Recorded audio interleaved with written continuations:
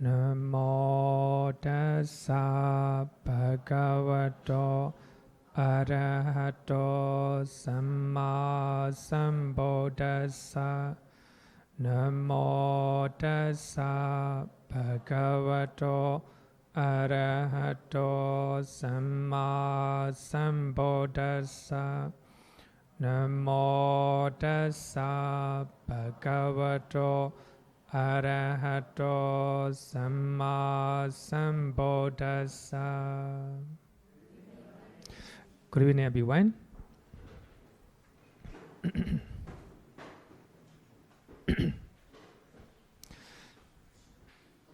Today we will study what is meditation. This is with the reference to Minnesota.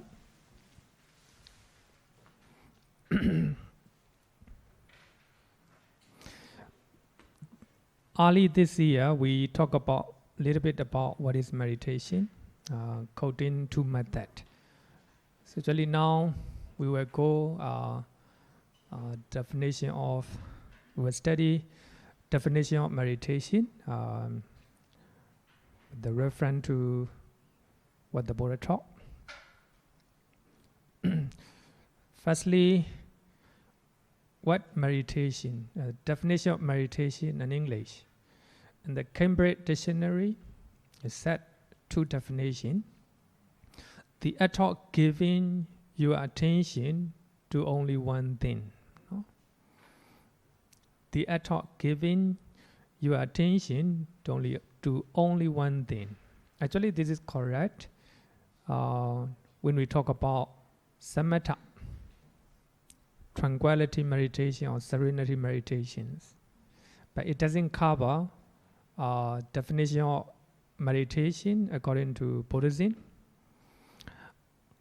The act of giving your attention to only one thing, either as a religious activity or as a way of becoming calm and relaxed.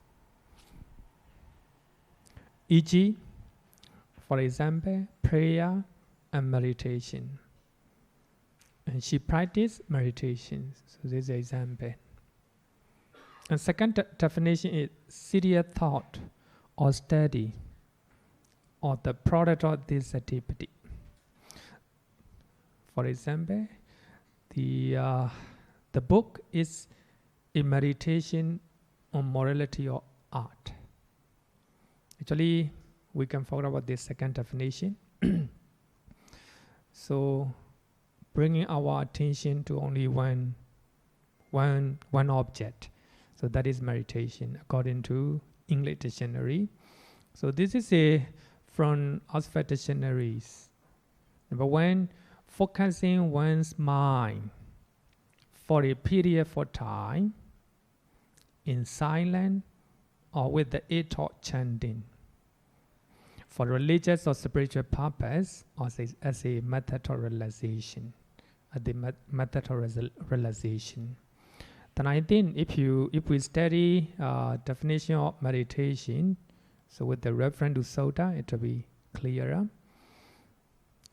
This is what the in English definition of meditation in English.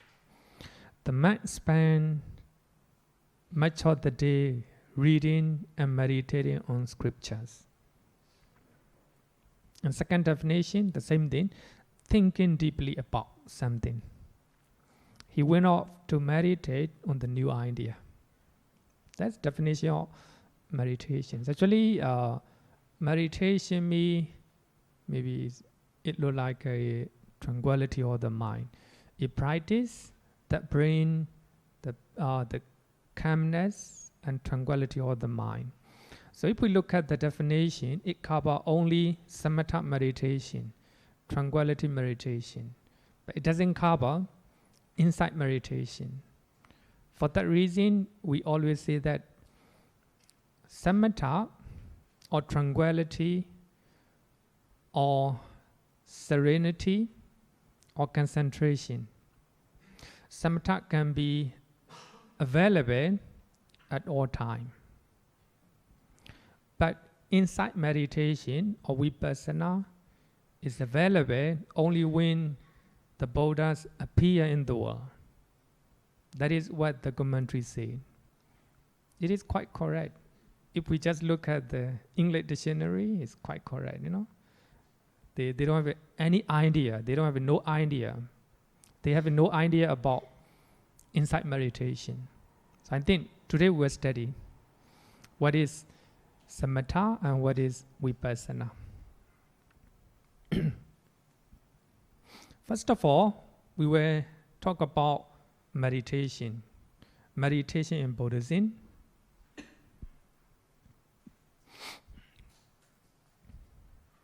So the word bhavana in Pali is translated as a meditation. If we understand the definition of meditation in English wrongly, then our understanding of the Buddhist meditation also will be wrong.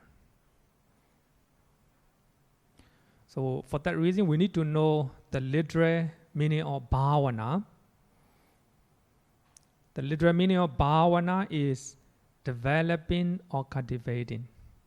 That is the literal meaning. So therefore, some people say bhavana as a mental training or mental culture or mental cultivation. So that means we train our mind. That is called bhavana. We develop and cultivate our mind and our wisdom. So that is the literal meaning of bhavana is developing or cultivating. Without understanding these literal definition, you will not understand what is meditation is.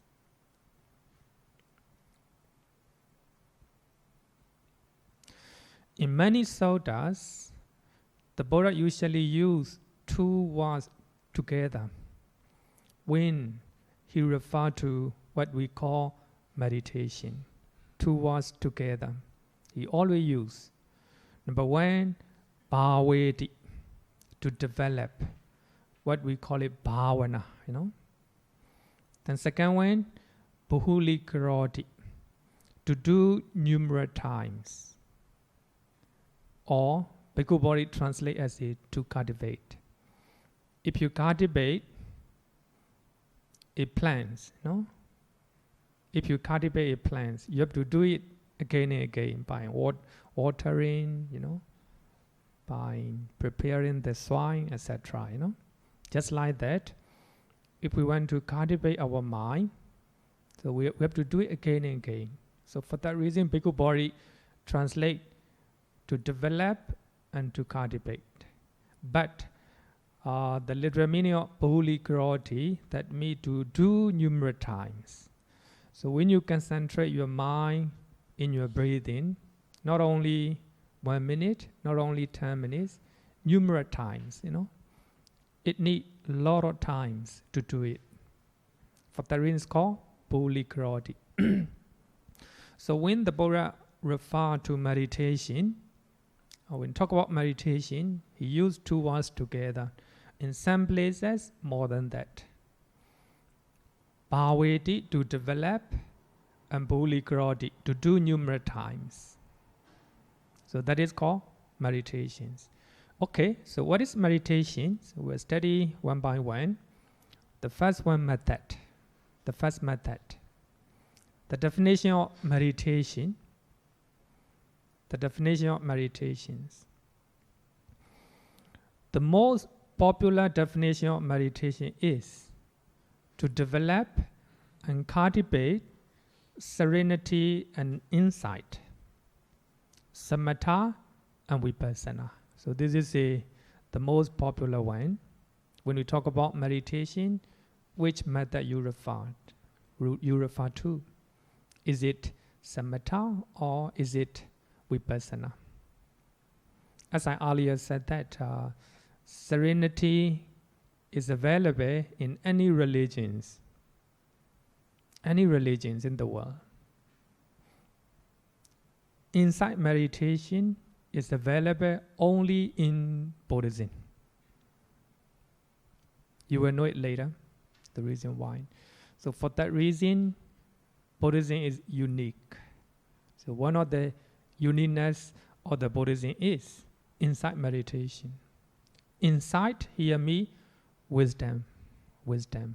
So Buddhism emphasizes the importance of insight or wisdom. We are not believing blindly. So we're trying to analyze everything according to Kalama Sutta. Kalama Sutta is very famous. So we are not believing blindly. So we don't encourage blind faith. So when we always analyze and investigate.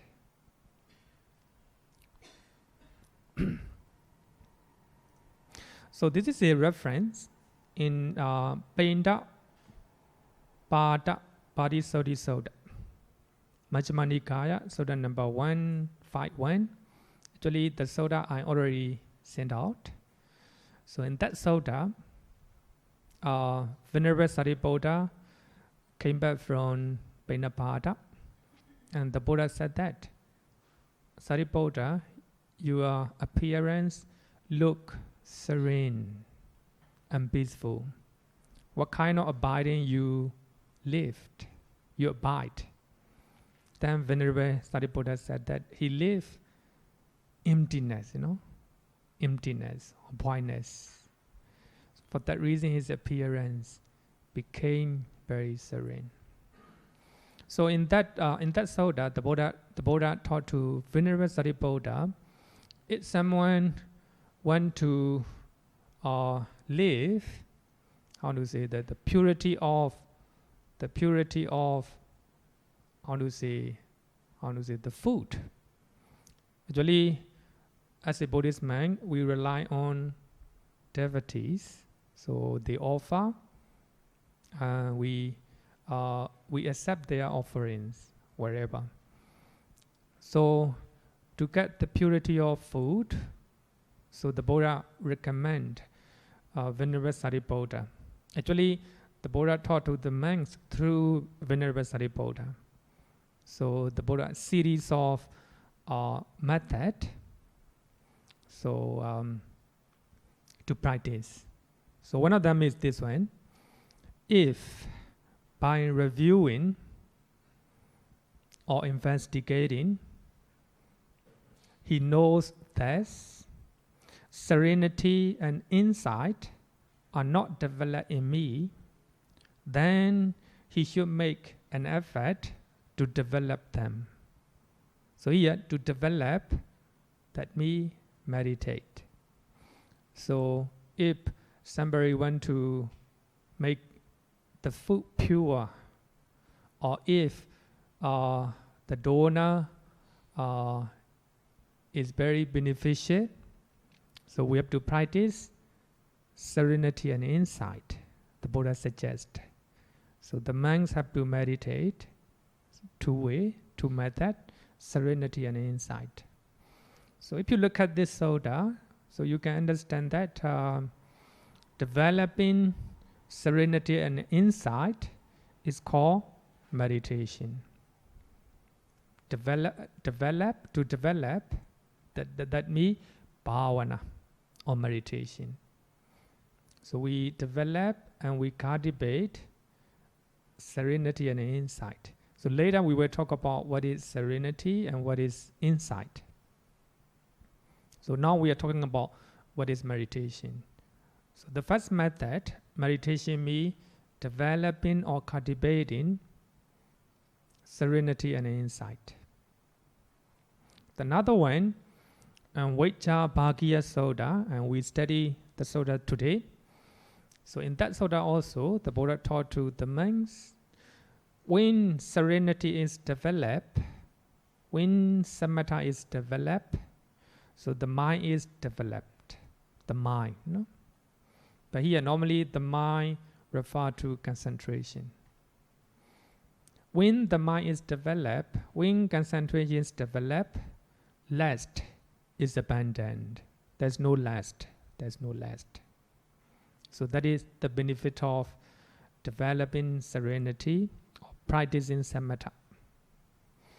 So when insight, vipassana is developed, wisdom is developed. Right here, the wisdom, panya. So when wisdom is developed, ignorance is abandoned.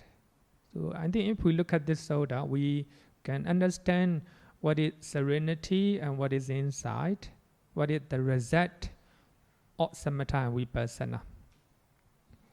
So if we practice serenity, then our mind will be concentrated. If our mind is concentrated, there will be no lust. Our mind will not attach to the object. So when we practice insight meditation, the wisdom will be developed and cultivated. If we have a wisdom, ignorance will run away. So that means if we do not have a wisdom, ignorance will be there. So if we practice insight meditation, so that means we develop wisdom. In that way, we drive away ignorance. So if we look at here, we can understand that you can look at the word develop. Bhavita. So develop me meditation. So to meditate, to develop serenity and insight, it's called meditation. So I think we have to understand in such a way. If we follow English translation, it will lead to wrong interpretation. Sometimes in those important definition, important teachings, so we have to go back to the original teachings. For that reason, today when we talk about what is samatha and what is vipassana, and we will use suttas taught by the Buddha himself. That is the first definition of meditation. Question?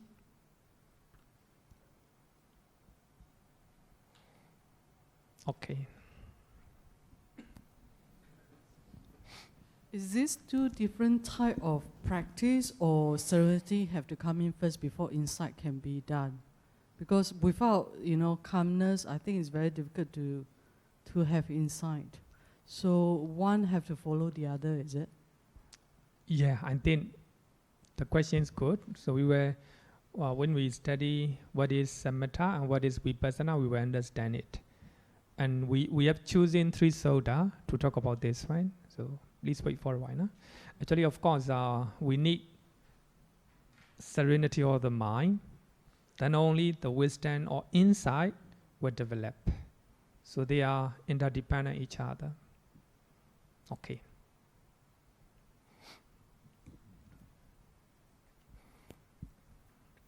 Second method, what is meditation? So the most simple and easier definition of meditation can be found in Mahasatipatthana Sutta. Digha Nikaya, Sutta number 22, Majjhima Nikaya, Sutta number 10. 2 versions. Not 2 versions. The same Sutta is recorded in 2 Nikayas. 2 Nikayas. So, this is a simple and easier definition. If you know this one, easier to understand. For that reason, I think next year we will study on Mahasatipatthana Sutta in detail. It's quite detailed because this is the most important suttas as far as meditation is concerned. So when you talk about meditations, so all the meditation teachers base their teaching on Mahasatipatthana Sutta. So here, meditation means developing mindfulness on 4 foundations. It's called meditation. If we develop mindfulness on 4 foundations or 4 objects, it's called meditation. The most simple way, the most simple way. Number 1, mindfulness of the body. Actually, not only the body, things that are connected with the body. That can be actually physical body, mindfulness of breathing. For that reason, breathing meditation is considered as a body because it's connected with the body. And although the way you move your hand, your body, things that you see, they are called the body. But here, the body doesn't mean not just refer to your only this body. Any body, anything that is connected with the body. You can see wherever that's considered with the body. You can hear something, that's also considered as a body. Second one is mindfulness of feeling, Vedananupassana. So when external object keep contact with external senses, there is a feeling or sensation, sensation or experience. So that is called mindfulness of feeling. Actually, we already talked about it. We don't need to explain a lot. But when we learn Masatipatthana Sutta, we'll talk about again. Then after that, mindfulness of the mind. So after feeling, there will be a lot of mental state. So that is called mind. Mindfulness of mind. So here, the mind is object of our meditation. Sometimes you look at your mind, wherever mental state arises in your mind, that will be meditation object. When you are anger, when you are very anger can be meditation object. When you are greed can be meditation object. When you are mindful at that moment, that's called meditation. And the last one is mindfulness of the Dhamma. Here, Dhamma is not a teaching. So on intrinsic nature of the mind and body. Intrinsic nature. Here are physical and mental phenomena, or all the phenomena. So if you practice based on all the phenomena or intrinsic natures, whether it is physical or mental, it's called Dhamma. So these are 4 objects of meditation. So when you develop or cultivate your mindfulness based on these 4 objects, normally we call it 4 foundations, 4 foundations. Then that's called meditation. Whatever object you base, that's called meditation. So this is the most important sutta. All the meditation method based on Masatipatthana Sutta. Vietnamese Mahayana monk Thich Nhat Hanh. I think many of you know him. He's very famous. So he wrote a doctorate PhD thesis based on Satipatthana Sutta. So because of that, he is well known for meditations. He knows a lot of meditation method. So his PhD thesis is based on Masatipatthana Sutta.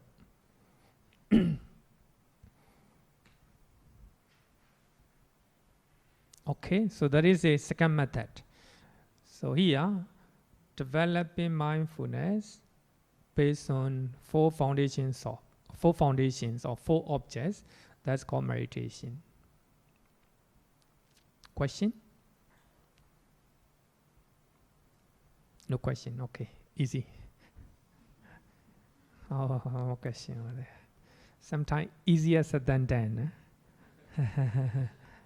Bhante, when a person is doing meditation, does he have to do all these 4 or only one? It can be all. Wow, all, that means it's going to take a very long time.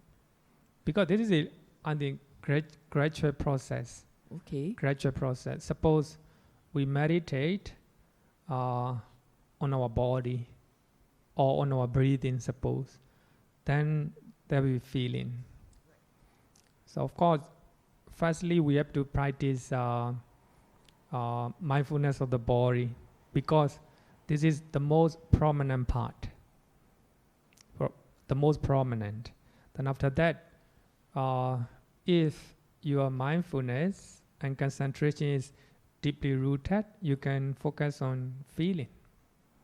Feeling is getting finer. So when you have a pleasant, painful, neither pleasant nor painful, then you just notice as it is. Then there is a second level. Then if you are very mindful, if your mind is very clear, even to feeling, then move to another object.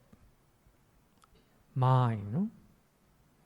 Mind is whether greed or non-greed, anger or loving kindness or compassion, etc. Any state of mind. So they are getting finer, getting finer. Then after that, move to the next one, Dhamma phenomena. So trying to investigate, the intrinsic nature of mental and physical phenomena. But here, especially nature, dukkha, anatta. So actually this is the most finest part. So actually 4 foundations of mindfulness go like this, from grosser to the subtle one. Okay. Is this Mahasatipatthana Sutta, is this meant for lay people, or is this meant for monks? Because I find that I can never go beyond the mindfulness of breath. It's so difficult even to concentrate on the breath. How are you going to ever go through all the 4? I mean, I find it very, very difficult. So is this for monks, this sutta, or what, for lay people? For anyone, It's for anyone. For that reason, the Buddha used the word Bahulikaroti, to do numerous times, So we have to do it numerous times. So then only we're trying to cultivate or develop mindfulness on the body. Then if our mindfulness is established and developed on the body, then continue to feeling like this. But of course, sometimes even we can straight away to feeling, or the mind, or the Dhamma, or phenomena. It depends on our degree of concentration. Like for example, concentrating on the 32 body parts. I think that one is, I find it very frightening to be able to sit there and then stare at the parts slowly rotting away. I don't know. I think you really need to have a very, very strong mind in order to do that. You're right. Not easy, especially in such part. Maybe especially meant for the monks. Of course, lay people also can practice. Last 1 month ago, we have a teacher's day. So one of the students gave a present. 10 type of contemplation of foulness, or asubha bhavana picture. Then I like it. So as a Bodhisattva, we have to practice. But of course,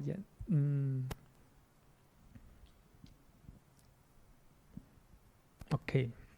Then third one. Oh, another question. Sorry, Bhante.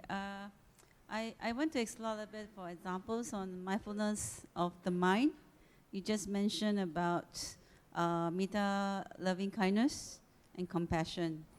So in the state of meditation, are we taking, or are we supposed to take metta, loving kindness as a sort of a object?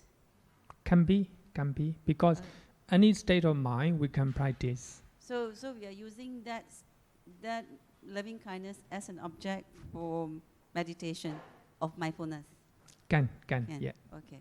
Second question is, most of the Tibetan followers, they would meditate on death. Sorry? They will meditate on death. Okay.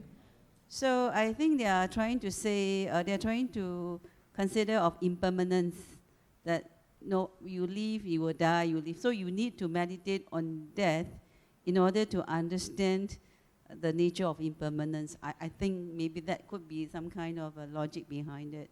So in Buddha's 4 types of mindfulness, would I classify meditation of death under the study of mindfulness of Dharma? No, it's mindfulness of the body. Body. Because we see that body, because it's connected with our body. So of course, this is a mindfulness of the death. It has, 8 purpose.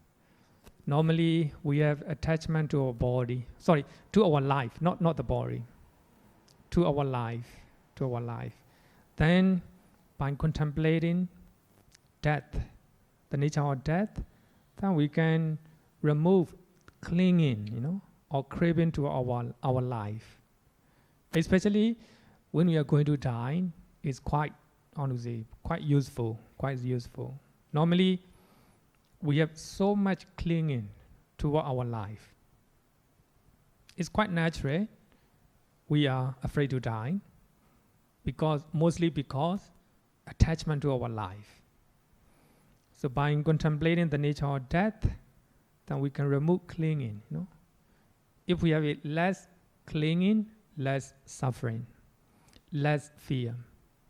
But another thing is a contemplation different stages of the body is another one. This also connected with the body, but its purpose, the gradual decays of the body.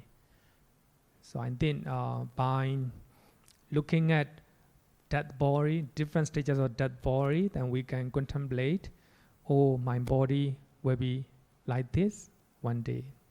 Then we also attachment to our body, we can reduce our clinging and attachment to the body. Then one day we have to, suppose it's something happened to our body, suppose accident, then our body, our appearance will be changed, If we have a less clinging to our body, then less suffering. Especially for those who are very beautiful and very handsome, if they have full of clinging, to their appearance, if something happened to their body, suffering, a lot of suffering.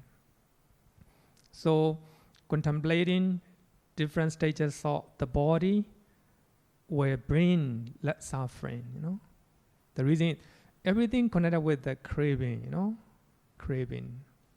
Normally, especially for actors and actresses, they take care of their body, This is their business. In other words, of course, taking care of the body, taking care of the appearance, not a problem. But if you have so much attachment to your beauty, that will make you a lot of problem, So in our surroundings, you can observe. Even they are old lady, especially they're trying to beautify their body, but nothing wrong. But if you do not understand the nature of your body, if you do not accept the reality, it will bring a lot of sufferings. So for that reason, teachings of the Buddha sometimes scary, frightening, because the Buddha tells the truth, no hidden teachings. The Buddha normally tells the truth. For that reason, when I teach, adapt like you all, I normally use the word translation of suffering, dukkha. no afraid, because that's the reality.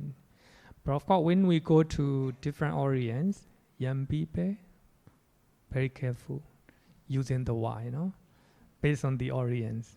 I think our students are very mature and knowledgeable. Not a problem to use any language. For that reason, very, comfortable to speak here. Anything, anything. Because, of course, everything based on suttas, the real teachings of the Buddha. So if we understand in such a way, but of course you can beautify your body, you can make your appearance, look good, but we have to understand, we have to understand. One day, our body will deteriorate. So if we understand in such a way the real nature of our body, then we accept it. We accept that truth, If we accept it, no suffering, no suffering at all. The problem is we do not understand and we can't accept. For that reason, suffering, suffering. Actually here, for that reason, insight meditation is available only in Buddhism, So here, such higher teaching connected with insight meditation. Okay, question. Bhante, just to confirm, so mindfulness on four foundation is only possible. Sorry, mindfulness? Four foundation is only possible on vipassana meditation. Is that correct? Actually, Satipatthana Sutta talk about not only vipassana, but also insight. But also samatha. It's combination of samatha and vipassana. But of course, when we go to the last one, especially the mindfulness of Dhamma, of phenomena, mostly connected with insight meditations. Even that one, the mindfulness of the Dhamma, of phenomena, are largely connected with serenity or samatha as well. So I think when we learn, when we read Satipatthana Sutta, you will understand it. I think when you read English translation of Majjhima Nikaya, I think Bhikkhu Bodhi, either Bhikkhu Bodhi or Bhikkhu Nyanamoli, he said insight, and also the I don't know whether it's samatha or vipassana. Actually, the word insight is added. But actually, it is a combination of samatha and vipassana. And then later we will study. Suppose if we are contemplating breathing meditation, that's in samatha. Then if we are stay contemplating on feeling, that's still samatha. If we contemplate how feeling arises, how feeling disappear, that is insight. So anything can be obtained, as a two method can be obtained when we practice. Even the body, body. So this body, how the the physical phenomena arises, how they disappear. That is insight. But if we just contemplate our movement of our body, that is samatha. So it can be both can be stated in Satipatthana Sutta.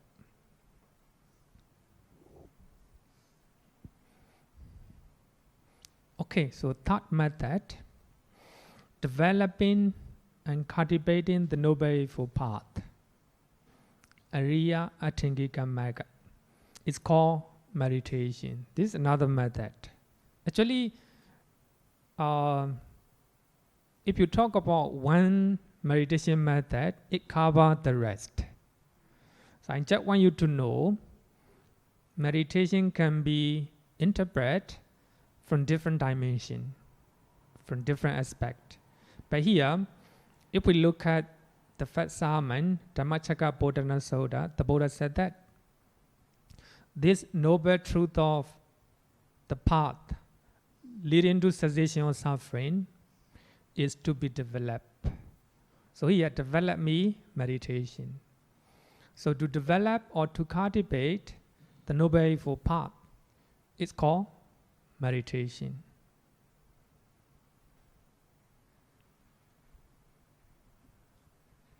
So actually, when we talk about Four Noble Truths, for that reason, I say the last one is meditation. The last one is meditation. The first Noble Truth, we must know the problem. Second one, the origin of suffering. We must know the origin or the cause or the problem. Then third one, the end of the problem. Then the last one, the Noble Eightfold Path, the cure or the method to solve the problem. I think the way the Noble Eightfold Path display is very beautiful, very beautiful. It is called, a prototype of dependent origination. Because of it, that happened. If you do that, you will get that. So if we look at the first sermon, to develop the Noble Eightfold Path, it's called meditation. If you start this one, developing the Noble Eightfold Path, it covers the rest. We just look at what is meditation from different dimension, different dimension. Another sutta in Magga Sanyutta, the Buddha said that bhikkhus, just as wherever strenuous deeds are done, are all done based upon the earth, established upon the earth. So too, based upon virtue, established upon virtue, a bhikkhu develops bhavati, cultivate bulikaroti, or to do numerous times, the Noble Eightfold Path. So if you cultivate and develop the Noble Eightfold Path, that's meditation. That's meditation. That's number 3 method. Clear, Question? Okay.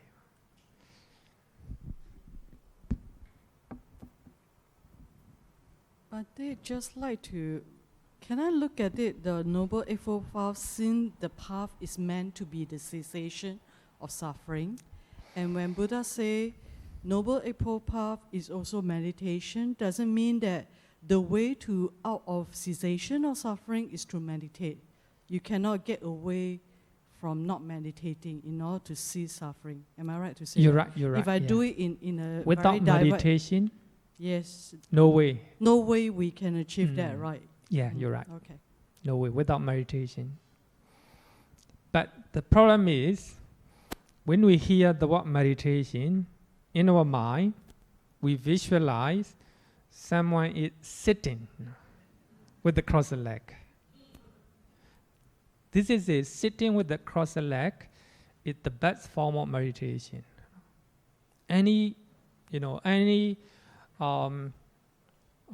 If you are developing mindfulness, wherever you are, walking, sitting down, lying down, standing, any postures, then that you're meditating.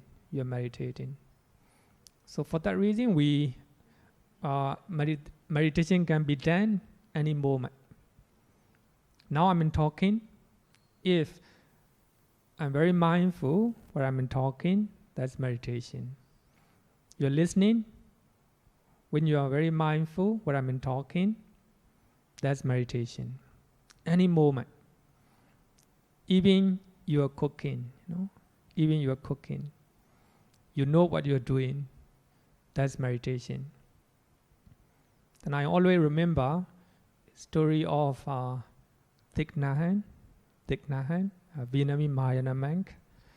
So he said that he retold his story. So when he was very young, he had to wash a lot of dishes. It's as a samanera, as a young novice. So the monks or the senior monks, they eat and they give their plate to the young novice. So you have to wash, you have to clean, wash a lot of dishes, right? A lot of dishes. Then to do so, he have to go down to the stream. He have to do it every day. Then he told that he's not lazy to do that. He's not lazy to do that. The reason is he is practicing, without knowing. He is practicing meditation. He just live, his mind just live in the present moment. When he is washing, just mindful what he is doing. So in that way, there's no, it's not feeble, There's no, dislike in his mind.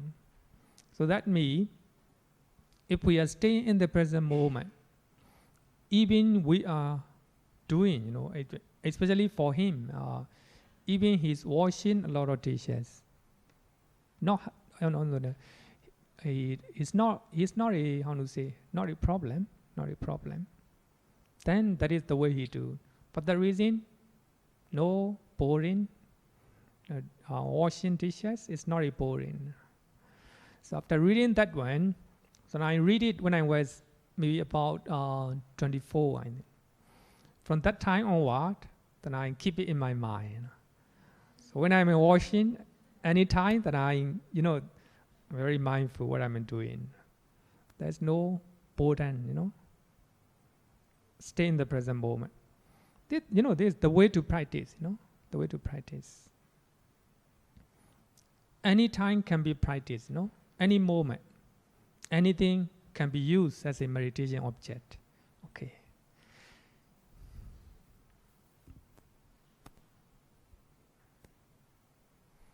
Especially housewife can apply, Bhante, sharing things on doing your household chores. Okay, there's another story of Samadera went to the master to train. The master asked him to sweep the floor every day. And then after a while, 1 month, 2 months, he completed the master. When are you going to teach me to do meditation? And that is what you've been doing now for all the time. So this is another example. Wow, beautiful. It's a sweeping the floor itself is a meditation. Right. Anything can be, we can practice meditation any moment. Especially when we, then I think a little bit connected with, I think something to be practiced, A journalist asked a question to a very famous writer. Early 20th century. So we have a very famous writer, the Bimoni in Myanmar. It's so famous. He wrote a lot of books. A journalist asked a question. So, when is happiest moment in your life? So, when is happiest moment in your life? When you became a very famous person, or right now? When? And the writer answered the question. The moment I'm trying to be famous. It's the most happiest moment in my life. So that means he's happy before he became a famous writer. The most happiest moment. So actually, I like the way he answered. No.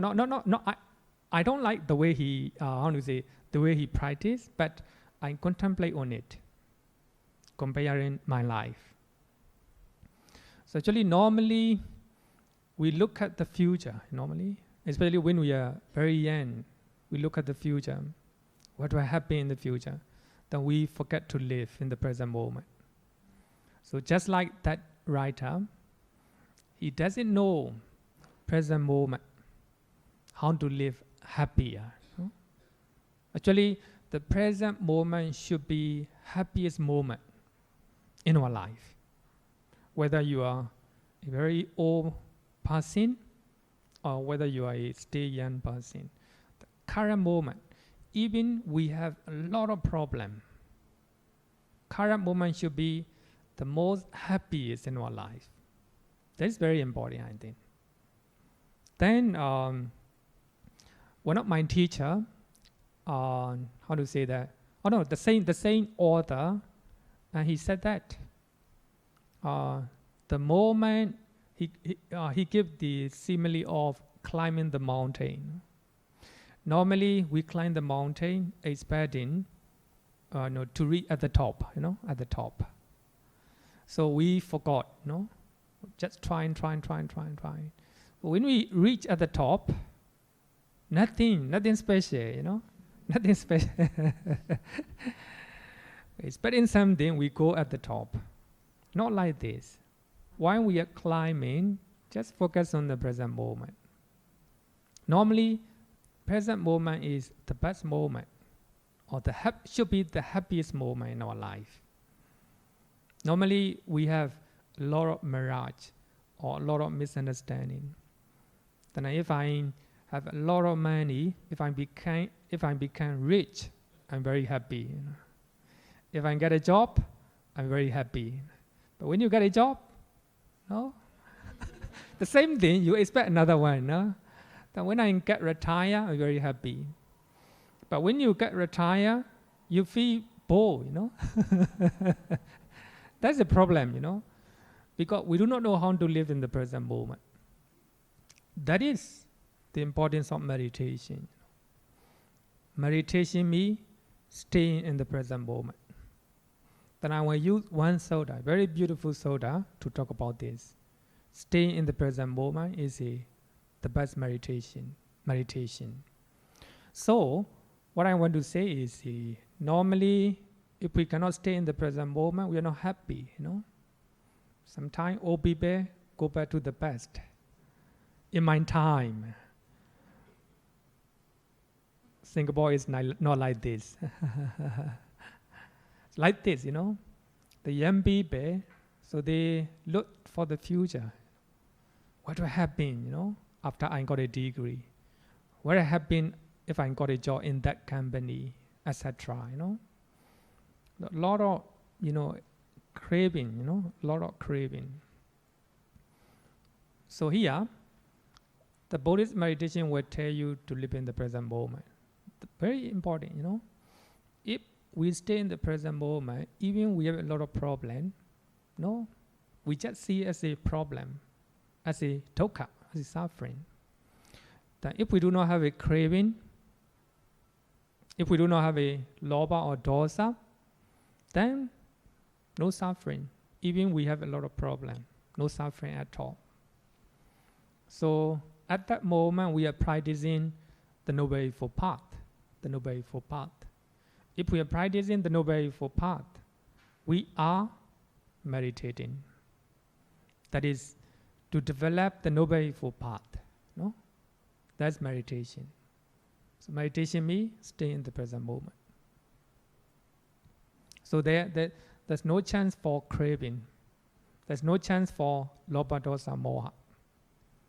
So you're happy, Okay. Question or any discussions? No. Okay. And the fourth one, what is meditation? To develop and cultivate right effect. So actually we have 4 types of right effect. We already learned last week. So if we are developing those 4, you are cultivating the rest.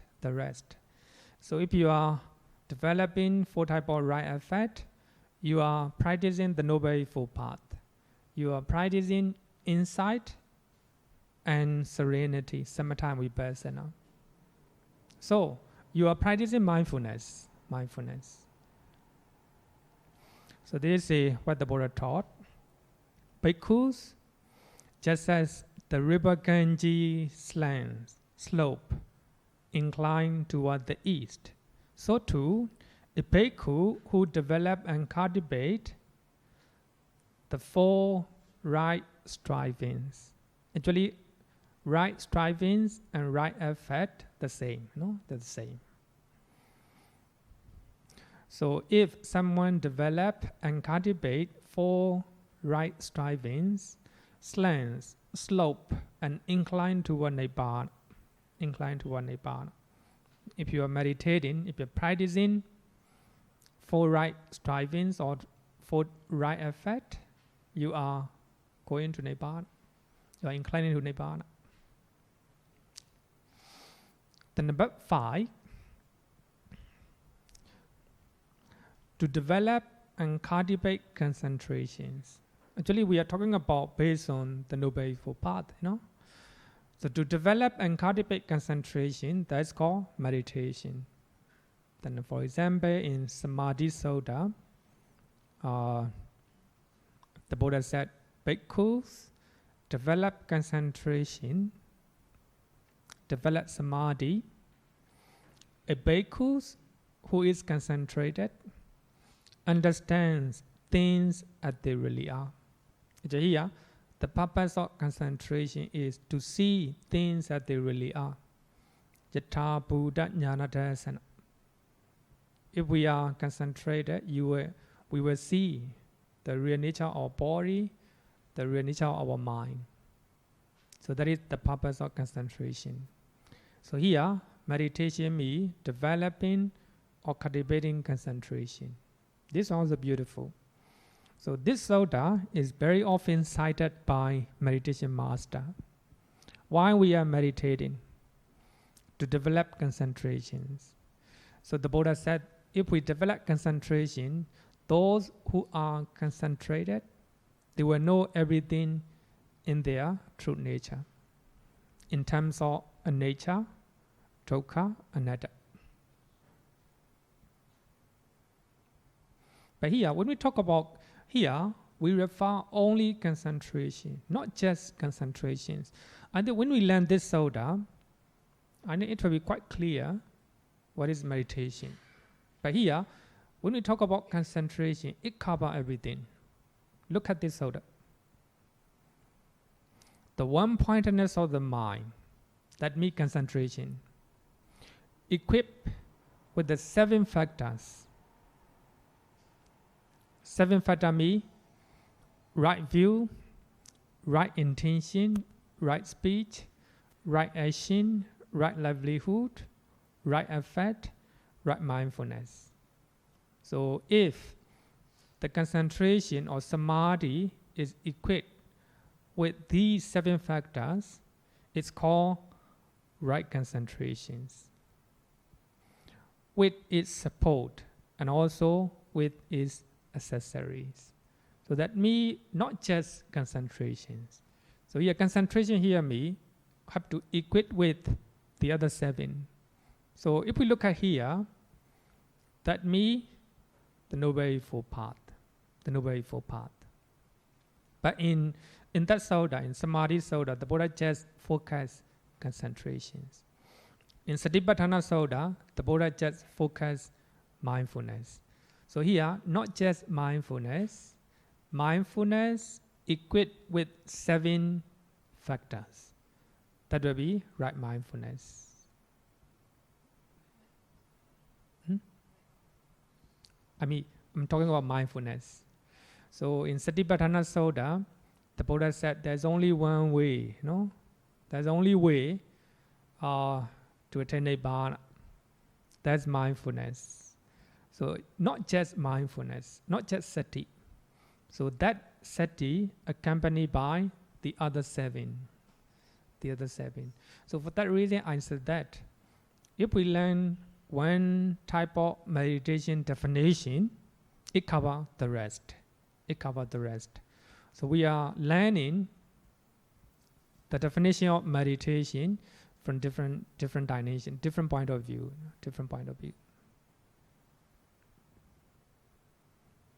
Question? Okay. Bhante, if you look at the earlier slide, under SN 561, Samadhi Sutta, Yeah. they mention one who is concentrate, understanding as it really is, Yeah. as they really are. Is that also insight? I mean, what they are telling us is that when you are concentrate, you gain insight. You're right. You're right. Is that how the sentence is being We interpreted? can say so. Yeah, when one concentrate, one Understanding things as they really are. So which that is means insight, right? insight Okay. or wisdom. Concentration, samatha, and understanding things as they really are, insight. They come together. So the purpose of concentration should be to get insight. Bhante, I have the question here. Perhaps you can help to clarify a little bit.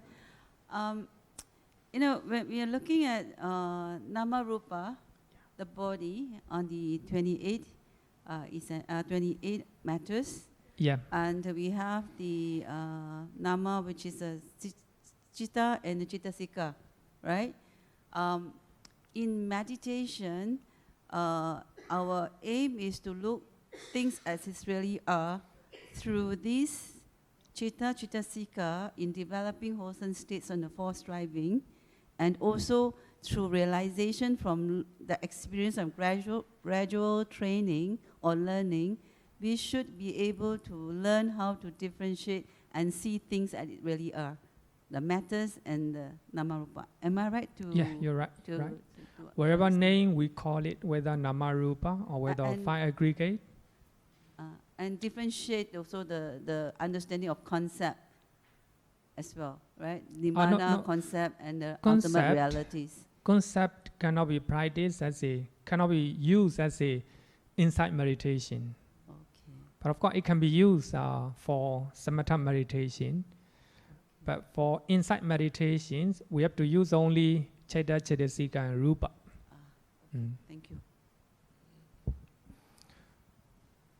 Okay.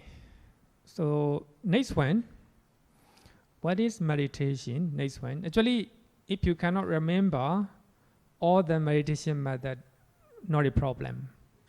If you just remember only two, no?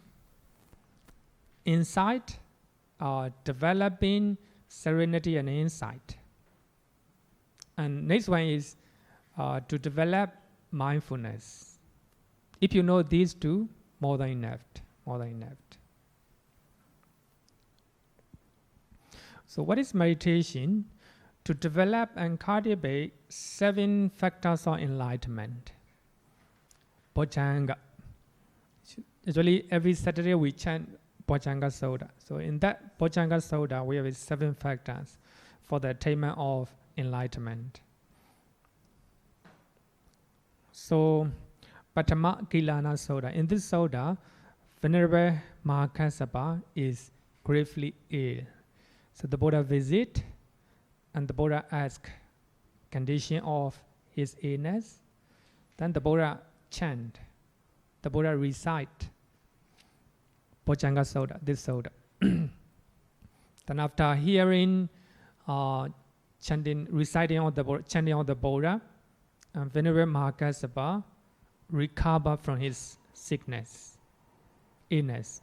For that reason, so when we visit, the people who are sick, we normally chant this Sutta. Actually, the commentary mentioned that the Buddha, in the minds of the Buddha, there's no defilements.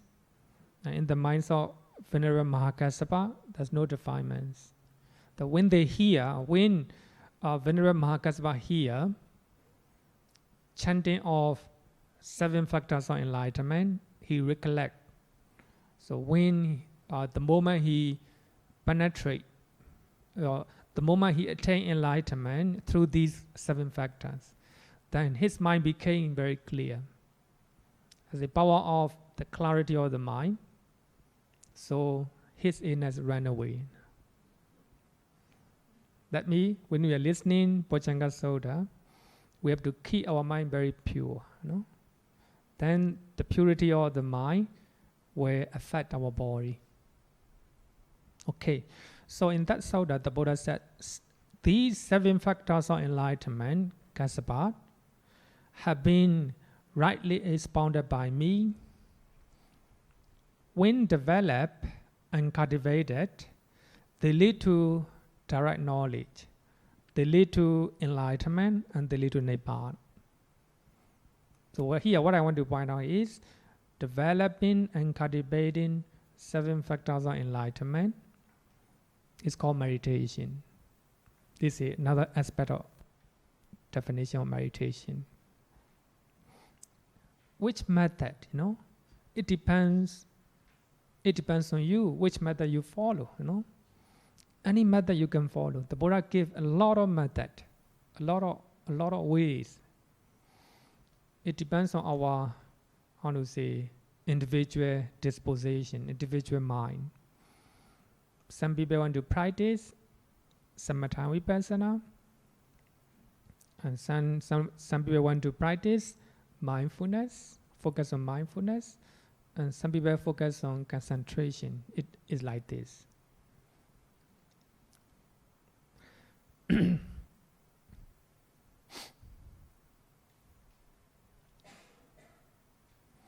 And another sutta here,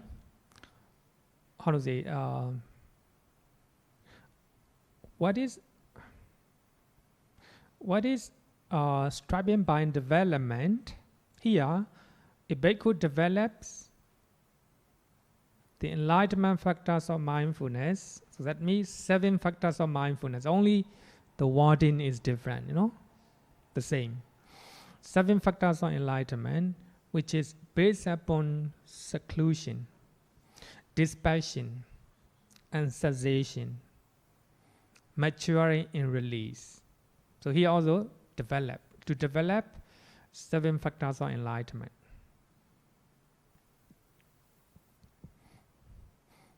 There's another source. So that means if we develop 7 factors of enlightenment, then it's meditation. So the first one is mindfulness. So if you develop 7 factors of enlightenment, you are developing mindfulness.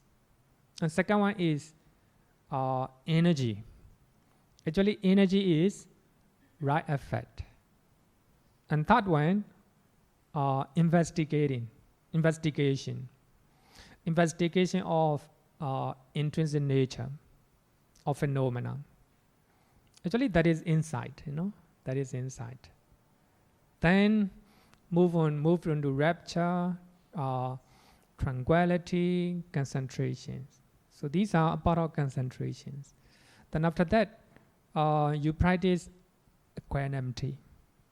Actually here, equanimity can be combination, is a higher level of concentrations. So if you have those higher level of concentrations, equanimous mind, then you will see everything in their true natures. For that reason, in the 4th jhana, or in Abhidhamma, the 5th jhana, equanimous mind, equanimity is one of the jhana factors. So if our mind is equanimous, then quite stable. Our mind is quite stable or concentrated. If we have such type of higher concentration, then we will see everything in their true nature. So for that reason, when you practice 7 factors of enlightenment, then it will lead to enlightenment or Nibbana. Actually, if you take one method, the rest are included, the rest are included. Okay, next one is to develop and cultivate 37 requisites of enlightenment. Body back here. body back here. So here meditation means developing 37 requisites of enlightenment. That's called meditations. So here, if you see the word 37, frightening, or a lot. But don't worry. So there are 7 categories we can classify into 7 groups. So in 37 factors of enlightenment, each of them are a separate path to enlightenment. If you practice one category, you can forget about the rest. So that means we have a 37 requisites or equipments or enlightenment. But you don't need to practice 37. But it's combination of all the set of practice, different set of practice. So we have a 7 category, 7 set on the path to go to Nibbana. So if you walk on one practice, then more than enough. You don't need to practice the rest. So therefore, one need not practice all of them. One category is more than enough for the attainment of enlightenment or Nibbana. Just follow one. So man 37. So these 37 are classified into 7 groups. So the first one, 4 foundations of mindfulness. We already taught that, right? If you follow 4 foundations of mindfulness, forget about the rest. You don't need to follow the rest. One category is more than enough for the attainment of Nibbana. Second one is 4 right efforts. We already talked about it, right? If you follow second category, forget about the rest. Just follow one. Don't take, don't take two, one after another. You will not get concentrations. And number 3, 4 bases for spiritual power.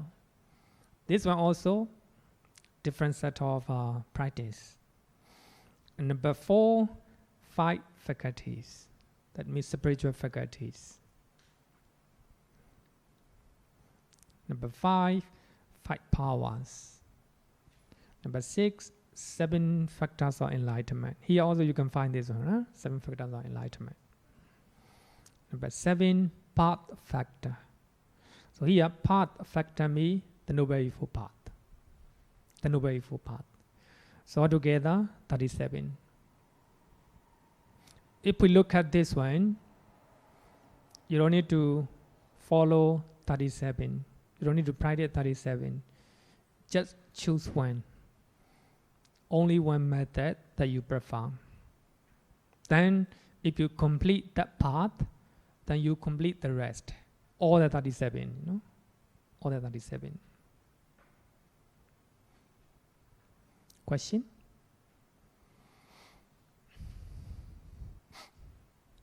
Okay. Requisites of enlightenment. The word body back here is translated as a requisites of enlightenment, or Bhikkhu body translated as a aids to enlightenment. So if you have all these 37, so you will attain enlightenment. Body back here is divided into 3 words: body, enlightenment; Bakka means the sight or the friend; ear means to belong to be included. It means they are the Dhamma on the side of enlightenment. So if you are on their path, then you are on the path to enlightenment, because they are conducive to attain enlightenment. So Encyclopedia of Buddhism defines it as a qualities or items contributing to body. The body means enlightenment or supreme wisdom. But yeah, I just want to, I just want you to explain the nature of Pali Canon and the nature of commentary. The nature of commentary. Enlightenment means the knowledge realized by the Buddha and Arya Sangha. According to Abhidhamma, it is the knowledge of 8 types of supramundane consciousness, 4 magga and 4 phalacheta.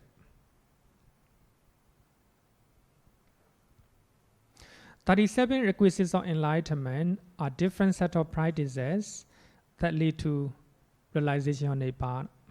If you follow one practice, one method, no, you don't need to follow the rest. So actually, they are broader explanation of 7 factors of enlightenment. Satta Bojjhanga. So we have 7 factors of enlightenment: mindfulness, energy, investigation, rapture, tranquility, concentration, and equanimity. So actually, these are 37 broader explanation of 7 factors of enlightenment. In the suttas, 7 factors of enlightenment are sometimes used as a bodhipakkhya dhamma, the same terms. Especially in Digha Nikaya, Sutta number 27, para number 30. Akanya Sutta. So in that Sutta, the Buddha said that anyone, whether is a outcast, whether is a Brahmin, whether is king, whether is merchant, anyone who practice 7 factors of enlightenment can be attained, can be achieved. Enlightenment can be attained.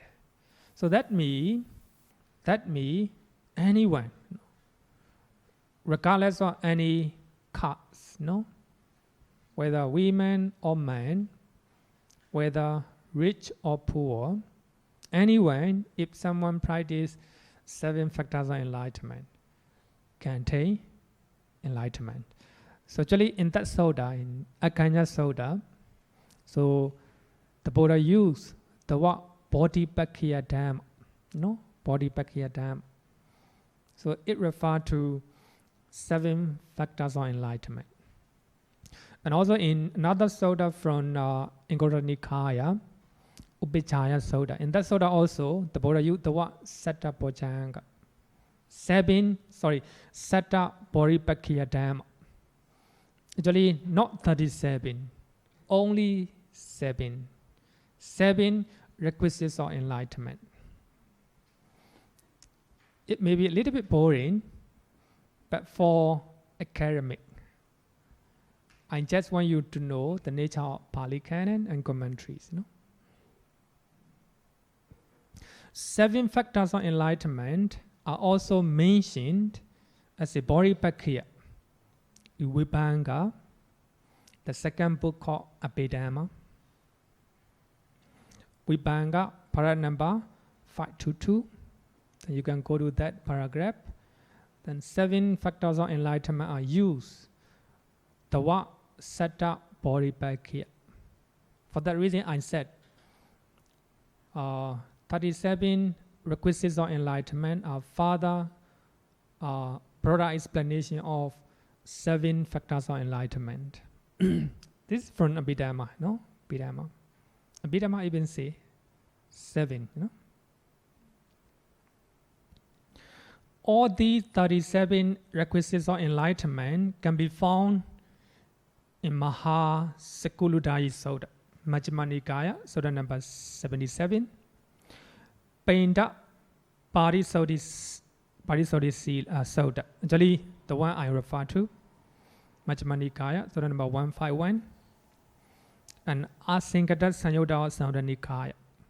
Samyutta Nikaya, chapter 43. When we talk about Nibbana, we already learned this one, this one. And many other places. All these suttas mention more requisites or enlightenment, then you share 37 in number. So that means not just 37, it can be more than that. It can be more than that if we refer to those soda. Even you look at Asingata Sanyoda, they are more than that, maybe about 50 plus, you know.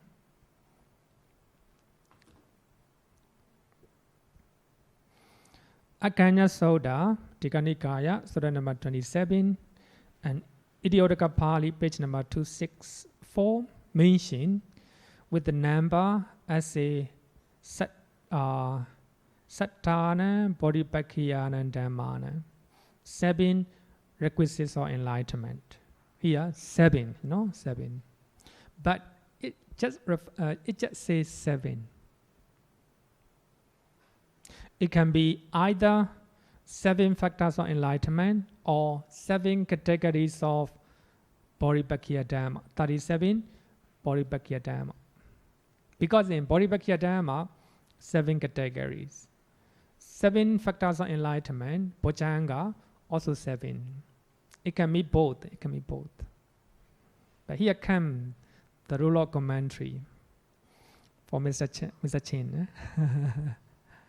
The commentary of Upajjhaya Soda and also commentary of Sappa Soda define the 10 Bodhipakkhya Dhamma as 37 requisites of enlightenment. So this is 37 enlightenment is taught by commentaries. You will not find any sodas. But in many sodas, more than 37 can be found. But anyway, the commentary, I want to say define. So these 37 are Bodhipakkhya Dhamma, or the 37 requisites of enlightenment. A systematic explanation is given in the Visuddhimagga, designed as a 37 requisites of enlightenment. Actually, Visuddhimagga and commentaries, they are the same. Normally, the commentary follow Visuddhimagga. Okay, I think that's a little bit deeper. So what I want to point out here is a meditation me to develop 37 requisites of enlightenment. More correctly, to develop one of the category from 7 category or 37. That's meditation. I think now I have given 7 definitions. So as I earlier said that if you define what is meditation, what meditation is, one definition covers the rest. If you say to develop mindfulness, it covers the rest. If you say to develop concentration, it covers the rest. Any method you take, it covers, it covers. So here, the most important thing is, what is meditation? When we talk about meditation, we have to know the literal meaning of the word bhavana. Bhavana means to develop or cultivate. So it can be serenity and insight, samatha vipassana. It can be mindfulness, it can be concentrations, it can be for the Noble Eightfold Path. Even it can be 37 requisites of enlightenment. That's meditation. Question? I hope it's clear, Then, let's go to serenity and insight. No question, huh? Okay. Serenity and insight. Then I think today I don't have no time to talk about this soda. Then I will skip this soda, and I will talk about a shorter one, shorter and easy one.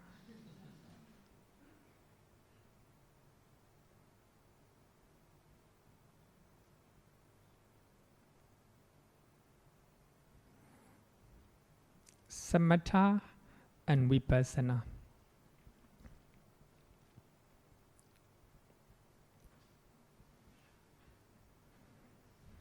Samatha can be compared with the catching of fish by a crane or heron, right? Heron. It just concentrates on one focal point to catch only one fish. When you look at a crane in the water, it stands still, not moving. He just focuses at the front, one place. If the fish come on that place, he right away catch it. So here, samatha means just focus in one place. If you are practicing breathing meditations, you just focus on breathing. Even you hear a muddy sound, then don't pay attention to that. Come back to breathing. You just focus on one thing. So to get serenity of the mind or concentration, we need to focus one thing. So that is called samatha. So samatha is compared to a catching of a fish by a crane. Actually, this is not taught in the, I don't have any citation, but it's taught by one of the famous Myanmar Sayadaw that I like, that I translate. And also a little bit rearrange. So when you look at this one, the picture, you can look at this one, the crane, very still, not moving, not moving, just like a rock. Then he just look at, one place. If the fish appear, then he just catch it. Just like that, we focus one object as a meditation object. If you are focusing on you are rising and falling down on your abdomen, just focus on that. If you are focusing on your bodily movement, just focus on that. That is samatha, serenity. Question? Okay.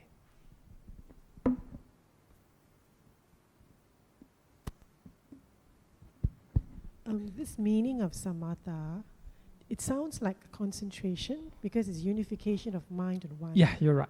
So, because my understanding of samatha is it's tranquility or serenity.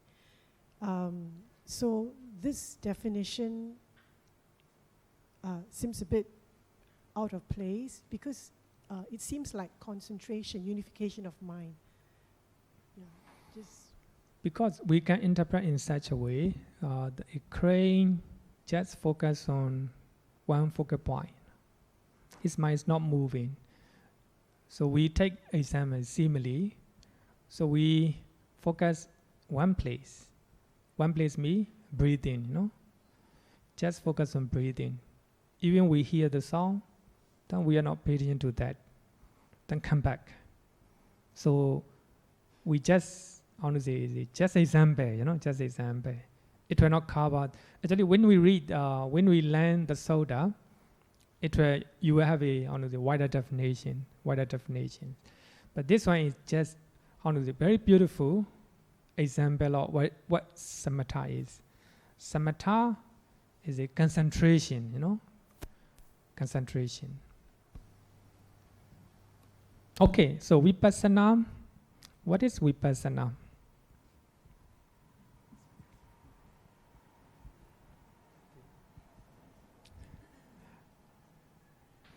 Vipassana is just like a catching insect by a spider. A spider. Question? Okay, go ahead. Just for a while. Sorry, just based on the Samantha section, can I say that Samantha is also a developing one-pointedness? You're right. Rather Same. than insights or knowledge, but more for developing one-pointedness. Yeah, one-pointedness, concentration, jhana, all these are samatha. Correct. Very wide, usually samatha a little bit wide. And then next week, we'll know using one soda. The Buddha himself taught to us. That is just for visualization. What overview? I would say that overview of what samatha and vipassana is. Vipassana is just like a catching insect by a spider. Spider stays at the middle of its web. Stay at the middle, stay at the middle. If an insect is caught somewhere off the web, spider will go there and catch it. And will come back to the center. That is vipassana. So, a spider stay at the middle, quite mindfully, full of concentrations. If an insect caught somewhere, anywhere in the web, he right away know it. Go there and catch and come back to the original place. So just like that, we practice serenity meditation, samatha meditation based on one object. Suppose breathing, breathing is inside meditations. Then feeling or a state of mind will appear in our mind. Then we right away know how they appear, how they disappear. Then if there is no object to see to practice insight meditation, and you will come back to samatha meditations. So here samatha represent the center of a web. You will stay mindfully and with a full of concentrations. If something happened to his body or to his mind, you will contemplate, arising and passing away. That is insight meditations. So if there is no object to practice insight meditation, you will come back to the center. So that means just focus on one meditation object. That is insight meditation. Is that clear? Actually, I'm supposed to talk this one only after you know what is samatha and what is insight meditation. Otherwise, now it's confusing because you do not know what is samatha and what is insight. So for that reason, it's not clear yet. But here, serenity means stillness of the mind. Your mind very still, just like a crane, stand still, focus on one object. Just like that, we practice inside serenity, samatha meditation, focus on one object. So by that time, our mind is very stable, tranquil. That is samatha. Then for insight meditation, just like a spider, spider will stay at the center, mindfully, with the full of concentrations. If an insect caught somewhere, he will go there and catch it and eat it. And will come back to the original place. So that means the center means samatha meditation. To practice insight, we need samatha meditation. Only our mind is concentrated. Only our mind is tranquil, and we know what is happening in our body and in our mind. Something happened in our mind and in our body, we just know it in their true nature. It is just like a spider go and catch, the insect, insect. Oh, we'll give you another example.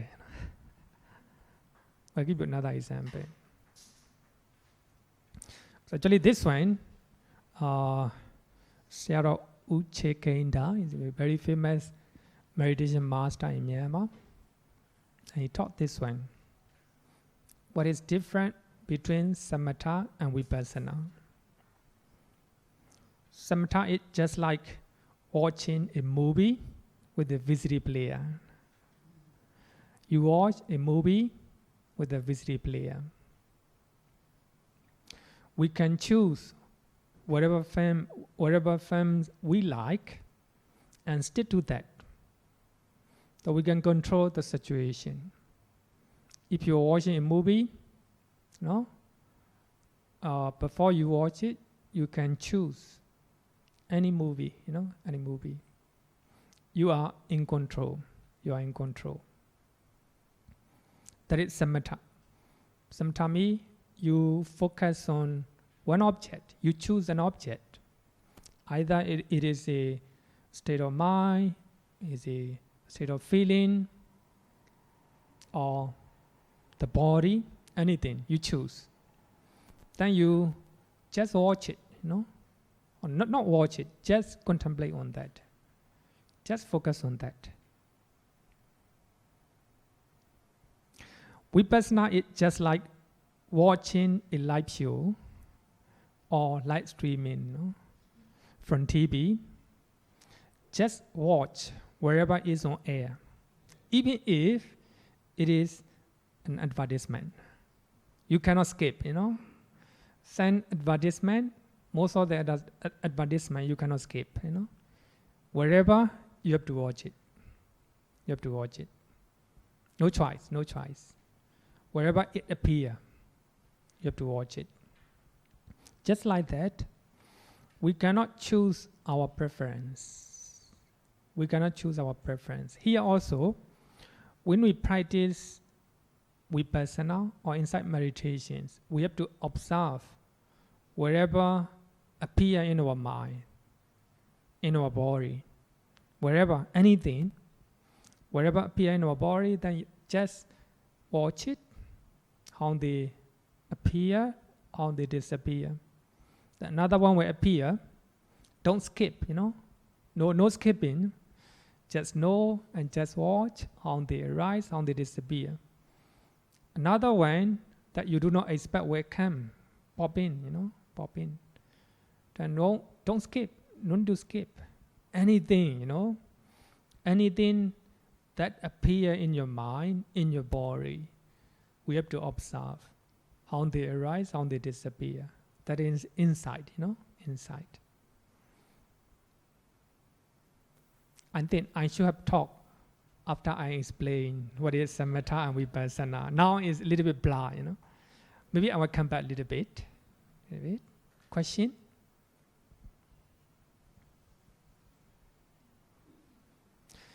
If we look at here, samatha means tranquility of the mind, stillness of the mind. To have stillness of the mind, we need to practice based on one object. One object. But here, insight or vipassana means to investigate the nature of mental and physical phenomena, how they arise, how they disappear. So that is insight. That is insight. So that is different between samatha and vipassana.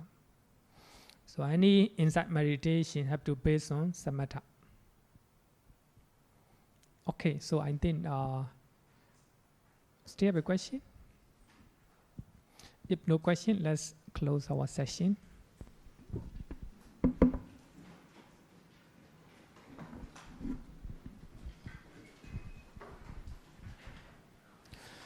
Yo vada tambavaro manu Jesu Sakyamuni Bhagavakata Kecho Paragato Pala Vidya Samangi Dan Sukatan Saranatamu